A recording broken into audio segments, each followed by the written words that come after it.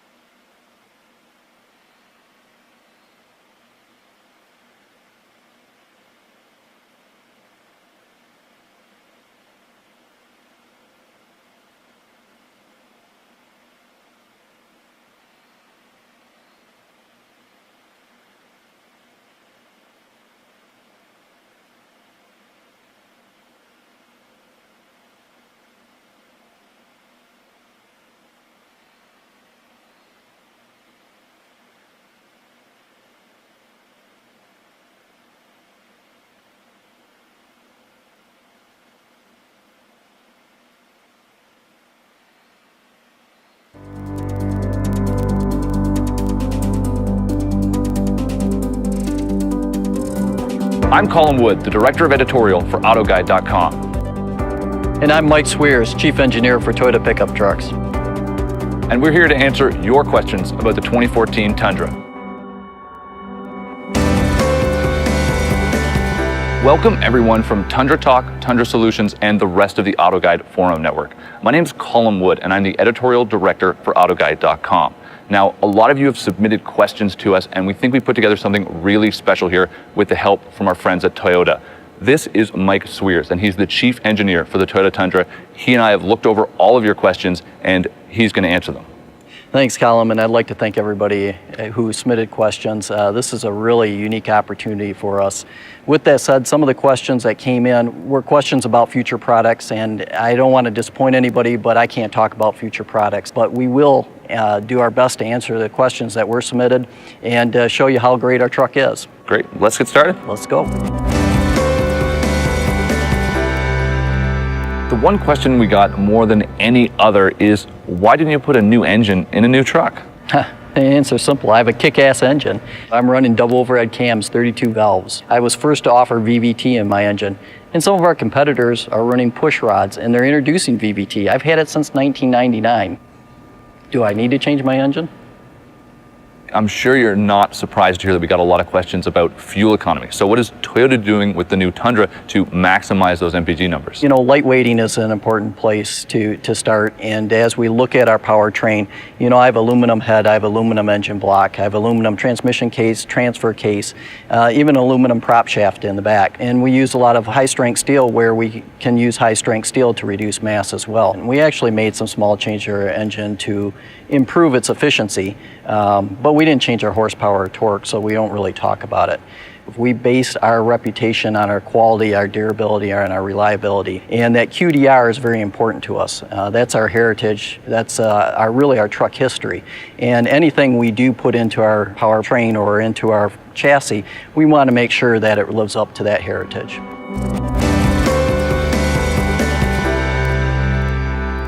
One of the forum users had a really specific question. He wanted to know why you've chosen to use a two-piece drive shaft. That's a really good question. We chose to go to a two-piece drive shaft, as you see in our rolling chassis here. The main reason is to change the breakover angle. So as you know, your transmission, your engine are set to allow proper ground clearance to the front. And then, of course, your differential is really setting up your ground clearance in the rear, and they're not on the same plane. So whether you use a one-piece drive shaft or a two-piece drive shaft, you have to bridge from the transfer case back to the differential, and there's an angle there. By using a two-piece and putting the bearing in the center, we're able to reduce the amount of angle in the intermediate shaft to the prop shaft back here, and that affects our breakover angle. So the angle between the two tires and how much ground clearance you have as you're going over a log or a hill, items like this, it just gives us more ground clearance. They look like they're two different materials as well. Is there a reason? Oh, absolutely. So one of the things we found in the front of the for our intermediate shaft is that when we went to aluminum, we had more NVH issues. So going back to steel, and we can balance the steel better, and for takeoff vibration, for riding vibration, steel performs much better for us. A lot of forum members really want to know more about why you chose that particular type of frame and the reasoning behind it. I would love to talk about it. This is our triple tech frame. And what's meant by triple tech is we have 3 different sections in our frame opposed to one box section or just running an open C. And the goal behind this is put the strength where the strength is necessary and take out mass where mass isn't necessary. And with our frame, you know, we have a closed box section up front where it's important for crash worthiness and also for rigidity of performance of the chassis itself. And then when we come back here, we have a reinforced open C back here, and again, it's for making sure that the vehicle has the amount of frame flex in it that's necessary to meet our off-road needs, but also giving improved ride quality. And then going to an open C in the back, really having the open C in the back is for ride quality.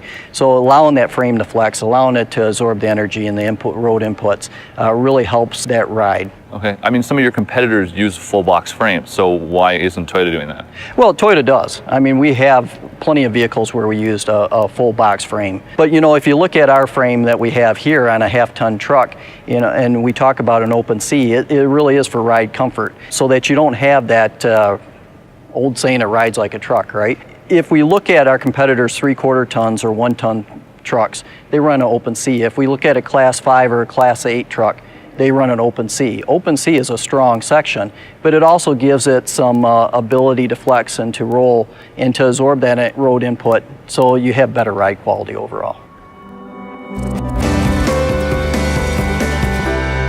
One forum member was asking, does the truck have a locker? And then someone else asked, does it have downhill assist control? That's a really good question. And as we've gone through and looked at things we can do to improve our truck, we investigated whether we should offer a locker on this truck. We insisted downhill assist as well. And we just didn't see a lot of support for these features, a lot of customer demands for these features. Now in our Tacoma model, we do offer both of those features, and we do have a lot of requests for that. The off-road, the demographics of that vehicle are much different than this full-size Tundra. One forum member wanted to know, why does the truck come with an electronic limited slip versus a true mechanical version? It really comes back to mass versus performance. We can offer similar performance to a mechanical system without the mass of a mechanical system. Several of the forum members pointed out that the Tundra's tow rating isn't as high as many of its rivals, and they really want to know, is that just because Toyota's been too conservative when they rated the truck? Well, actually, we are the only manufacturer that's compliant with the new Society of Automotive Engineers towing standard. And what the standard says is that you have to be able to tow or maintain the mass of your trailer during different obstacles. For example, one of them is going up Davis Dam. Davis Dam is a real-life road. It's a steep grade that for a long climb, and during 100-degree weather, with your full maximum load behind there and the air conditioning on, you have to maintain 40 miles an hour. We don't have any problem maintaining 40 miles an hour with our 5.7 liter engine. Some of the other manufacturers have not complied with the standard, even though they were part of writing the standard. And for us, this is about our customer safety. So our ratings, when we complied with that in 2011, went down a few hundred pounds, and our competition's ratings would also go down if they complied with that standard. So we really think it's about truth in towing. It's about the safety of our customers, and we want our customers to know what the truck can actually do for them. One forum member had a very particular question and wanted to know why he can't get a 6.5-foot bed on a CrewMax truck. Yeah, actually, we offer a 6.5-foot on our double cab, and we offer an 8-foot on our double cab. For our CrewMax, we stayed with a 5.5-foot deck because we feel that for maneuverability with a very large cab that we have, that this is the right size for the truck. The next question has to do with all this chrome up here in the front. One user asked, why is chrome so popular, and can they get maybe a color matched option instead? Yeah, we do offer 2 premium grades, a 1794, which is the year that the oldest ranch in Texas was established, and that's a ranch our plant's on. And that's this one? That's this one. And you know, it's based on a warm, natural material interior. And then we have our Platinum. The Platinum is all color keyed with color key bumpers, color key grille and rear bumper. And then we have a quilted black interior with metallic trim. So both trucks represent different lifestyles, different customer tastes, depending on what they desire. So Mike, several forum members actually asked about the seats in the CrewMax, the rear seats in particular, because the old truck had that recline and slide feature, and that's gone now. Yeah, that's a really painful question for me to answer, because I was responsible for seat design at the time that we offered that original slide and recline. And when I became chief engineer, it was interesting because I started getting complaints from some of our current customers saying that they'd rather have a seat that tips up, similar to what our double cab has, a seat that actually will go up and lock into place, so they have more storage space. So we sent out a survey and we asked our customer base, the current customer base for CrewMax, you know, what would you rather have? Would you rather have a slide and recline, or do you want the seat to tip up and give you more storage space? And the painful part was 88% came back and told us that, no, we'd rather have a seat that tips up like double cab. And that reminded me of a conversation I had with Akio Toyota. And, the CEO of Toyota. Exactly, and he told me, you know, quit giving the customer what you think is cool and give the customer what they really want. And so listening to the voice of the customer was really one of our themes for this whole redesign of the truck. So one forum member asked, why did you change the back seats in the Crew Max, and why did you get rid of the rear roll-down window? Well, actually, we didn't get rid of the roll-down window. The window still comes down on Crew Max. And the seat itself, the seat back and the seat cushion, we didn't change the comfort of our cushion. We did change the feature of the cushion, but we didn't change the comfort. So the cushion thickness is the same as our past slide and recline. And the back angle, we maintain 24 degrees, which is the same back angle you would have in a luxury sedan. So our goal was to keep best-in-class comfort for our rear seat, just offering a better utility in the rear seat. One forum member wanted to know, what have you done to improve the paint quality on the Tundra, and have you done anything else to help prevent rock chipping? We have. We changed the steel on the hood to an EG steel and changed the primer to better bond to that steel. So it allows us to have more flexibility of the paint and resist stone chipping from our past model. Another question submitted from our forums is, why isn't there a 120 volt outlet in the bed of the truck? We investigated putting a 120 volt connector back there. The difficulty with a full-size truck is the customer base is different. Their needs are different than what we see with a compact truck like Tacoma. So Tacoma, we do have a 120 volt outlet in the back, but the amount of wattage we can put out for a full-size customer's needs would really require a huge inverter in the vehicle. And it has a lot of current draw and a lot of heat management is necessary. And not that we can't do it, we can, but it becomes cost prohibitive. We had about 4 or 5 people ask, why isn't there a keypad on the door? Honestly, that's kind of old technology, and it's being replaced by new wireless entry. One forum question was, why can't you get the supercharger on the flex fuel engine? Great question, and the answer is pretty simple. As we, as an industry, have a hard time reading the amount of alcohol concentration in the fuel. So every time you fill up, that changes. And could we offer the supercharge option? Yeah, I could, but to be able to do that and protect the engine from overcharging, I would have to dump a lot of the charge, and it's just not efficient at this moment.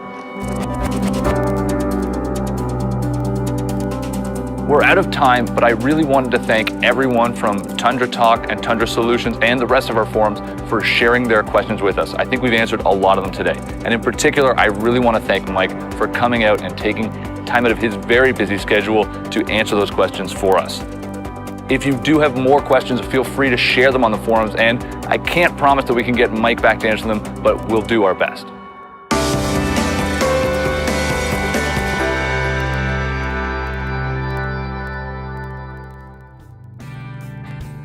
The Intune phone book can transfer up to 2,500 contacts with up to 4 phone numbers per contact from your paired cell phone. To bring up your contact list, first press the phone button to the right of the CD slot. You can sort the list by favorites, call history, or all your contacts alphabetically. We're looking at all contacts here.